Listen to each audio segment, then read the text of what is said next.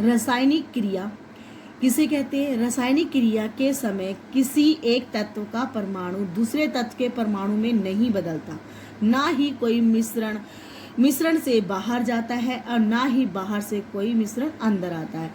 इसी को रासायनिक अभिक्रिया कहते हैं। इस रासायनिक अभिक्रिया में परमाणु के आपसी आबंधन के टूटने से और जुड़ने से नया पदार्थ बनता है। आबंधन मतलब इनमें बॉन्डों के टूटने और बनने से एक नया पदार्थ बनता है।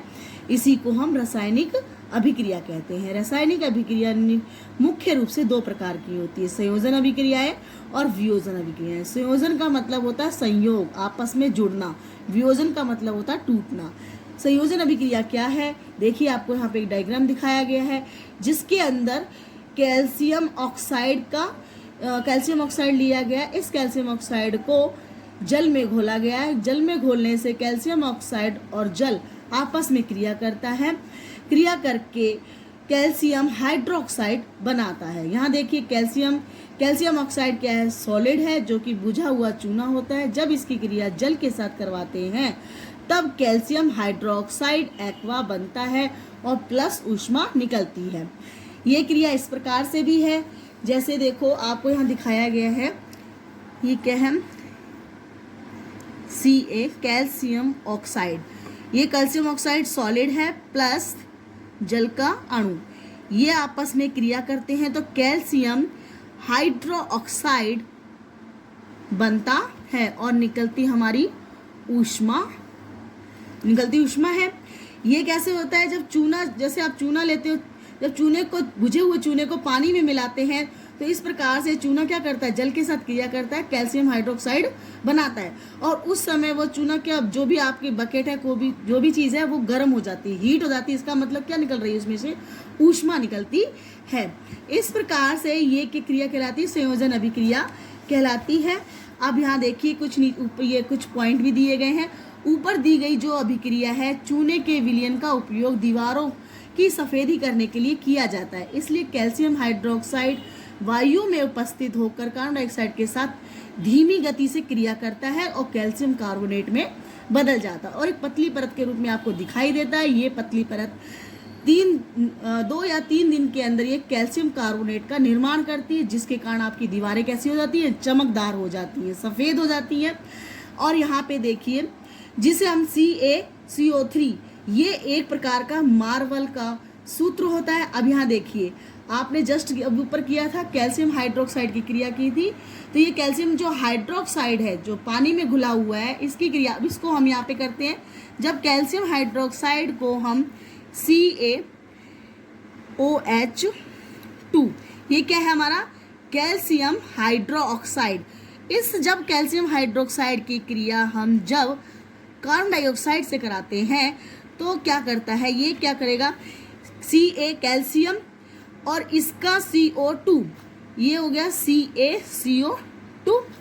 अब ये देखो, यहाँ पे 2 है, अब इसका एक ऑक्सीजन यहाँ पे चला जाएगा तो यहाँ पे क्या हो जाएगा?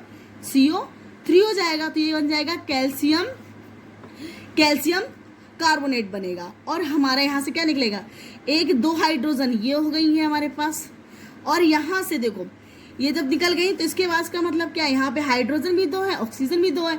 इसका मतलब ये क्या हो गया? हमारा जल का अणु बाहर निकलता है। तो आगे देखिए, ये क्रिया कहलाती है संयोजन अभिक्रिया है। इसके कुछ निम्न और एग्जाम्पल है, उदाहरण है, जिनको हम इस प्रकार भी करते हैं। जैसे देखो, कोयला क्या होता है? कार्बन होता है, कार्बन सॉलिड है। जब कोयले की क्रिया हम ऑक्सीजन के साथ कराते हैं तो अब क्या होता है? कार्बन इसके साथ क्रिया करके CO2 कार्बन डाइऑक्साइड गैस बन जाती है। ये भी एक आपकी रासायनिक अभिक्रिया होती है।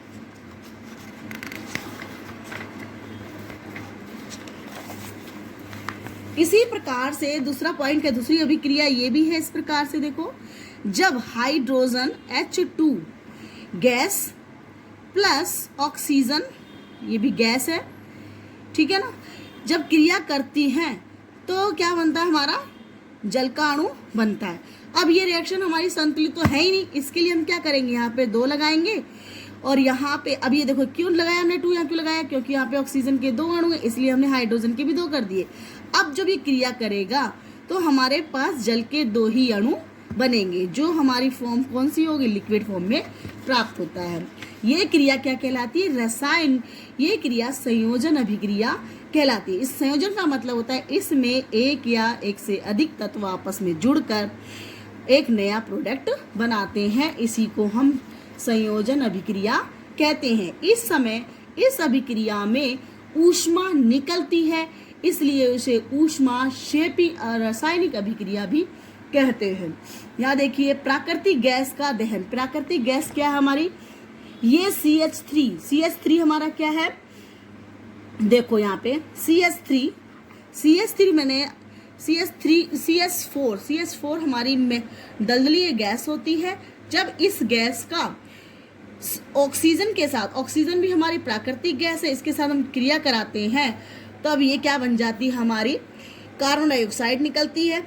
कार्बन डाइऑक्साइड प्लस हमारे 2 ही जल के अणु बाहर निकलते हैं और हमारी क्या निकलती है? ऊर्जा इससे बाहर निकलती है। ऊर्जा को, एनर्जी को एरो से दिखाते हैं। ऊर्जा के रूप में हमारी क्या निकलती है? यहाँ पे देखो ऊर्जा, ये एरो से बाहर निकालते हैं। तो ये देखो मैथेन गैस थी, ये दलदल गैस थी। जब इनकी दोनों क्रिया की तो कार्बन डाइऑक्साइड निकली और हमारा ये जल निकला यहाँ से। इसी प्रकार से इसको ये देखो पॉइंट सेकंड में देखिए, श्वसन एक ऊष्माक्षेपी अभिक्रिया होती है। ये क्रिया जीवित लोगों में पाई जाती है। ये कैसे होती है? इसके लिए हमें भोजन की आवश्यकता होती है। पाचन क्रिया के समय खाद्य पदार्थ जो सॉलिड होता है छोटे छोटे पार्ट्स में डिवाइड हो जाता है, ब्रेक होता है, जिससे क्या होता है? यह क्रिया संपन्न होती है। ये जैसे आलू, चावल, ब्रेड कार्बोहाइड्रेट स्टार्च होते हैं। ये कार्बोहाइड्रेट टूटकर ग्लूकोज का फॉर्मूला जस्ट मैंने अभी आपको बताया था। क्या होता है ग्लूकोज का फॉर्मूला? C6H12O6 होता है। ग्लूकोज का फॉर्मूला ये होता है। यही फ्रैक्टोज का फॉर्मूला था, जैसे मैंने आपको इससे पहले वाली वीडियो में आपको बताया था।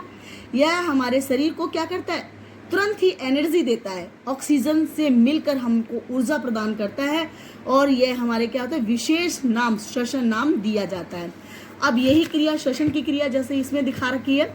अब यहाँ देखिए ये हमारा क्या? C6H12O6 है। ये कौन सा? ग्लूकोज है, एक्वा है, जल में घुला हुआ है।